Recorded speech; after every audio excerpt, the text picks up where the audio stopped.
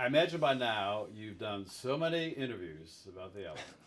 You have been asked every imaginable question and some that you maybe wouldn't have imagined, and you probably said it all. But I'm going to ask you a few more questions, and hopefully this maybe will have a slightly different twist to it all. So, okay, the thrill of it all came. What was it? About 18 months after your hiatus, and that's probably not the right word because it wasn't really like a vacation during that time. You were struggling in more ways than one with, self-confidence or lack thereof, and overindulging perhaps, writer's block, all of those things. Which was the worst part of those 18 months? First of all, I haven't actually done an interview in the last 5 months, so I'm really excited for this. Great. But yeah, no, do you know what? Fame for me was a very scary experience when it first happened, and wasn't anything that it just wasn't what I expected. And for me, my biggest problem, and it's actually, I figured out now after a year of sitting with myself and time away from touring, that it's got nothing to do with fame. It's actually just how I'm wired as a human. But it's the self-confidence problem. I've always had a massive issue with the way I look since I was a little kid. So it's something that I've got to battle all the time, every day. And it was a really huge part of the making of this album, actually, because I lost a lot of weight and wasn't treating myself very well, wasn't treating my body very well when I was writing the album. And the music, I feel like it's quite a dark album because of that, because I'm exploring just ways that I was harming myself. I was exploring that through the music. Was the process of making this album cathartic, or was it a release, or both?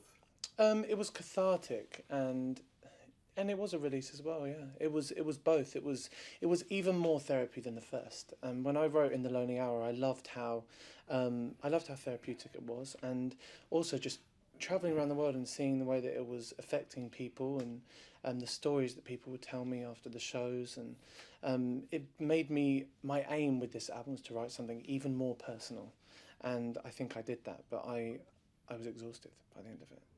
I imagine so. You've said that you've never written and may never be able to write a happy song, although Say It First was probably the most positive song that you've ever written. Yeah, I take back that statement, to be quite honest, because going into third album, I'm pushing myself, and I've got a song that I've done recently, which is actually really, really happy and really good. And also, if I go back to where I started, Latch is a happy song, and so I think I've been hard on myself by thinking that I couldn't do that. Of course, I think even you have referred to your songs as dance and cry songs when you get out on the stage and perform them. And it is true. Many, if not the majority of your songs are sad intrinsically. And yet people respond to them in a very positive, upbeat, joyous way.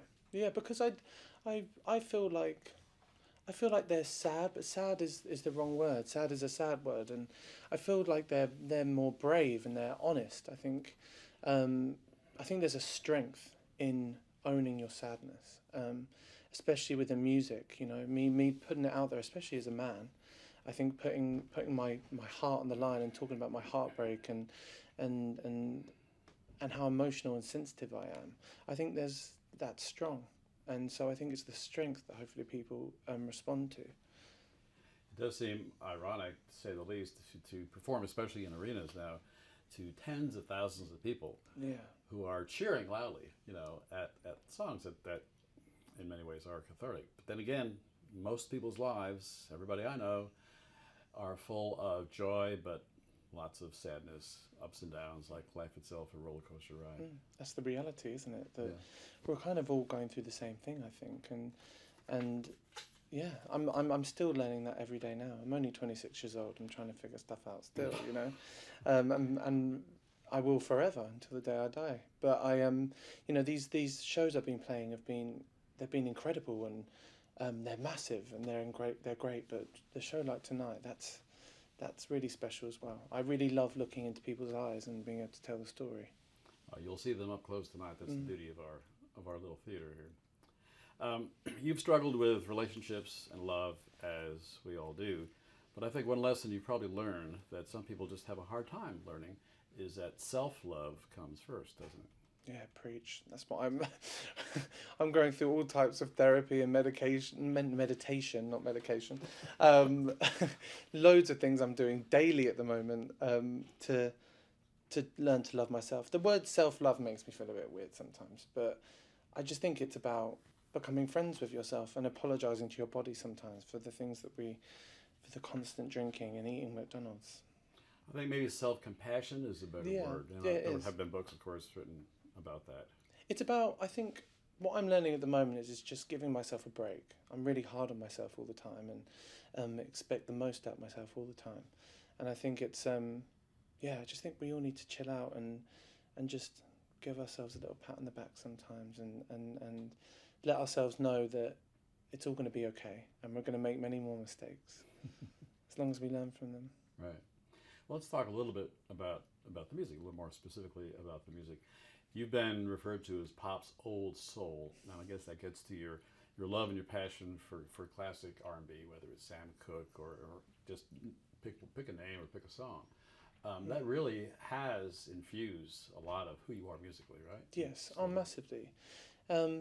Not necessarily by choice, actually, sometimes. You know, I listen to a lot of pop music and a lot of modern pop music, and I also love rap and I love hip hop. And there's, you know, when you look on my phone and stuff I listen to, it does not sound like my music. But when I sit down and write songs, it's, you know, it's always been about my voice and about showing that. And I've tried so many times to be Beyonce and and Britney Spears. I really have tried because that's what I wanted to do. But when it got down to it, you know, just singing about something honest with less instruments has always worked for me.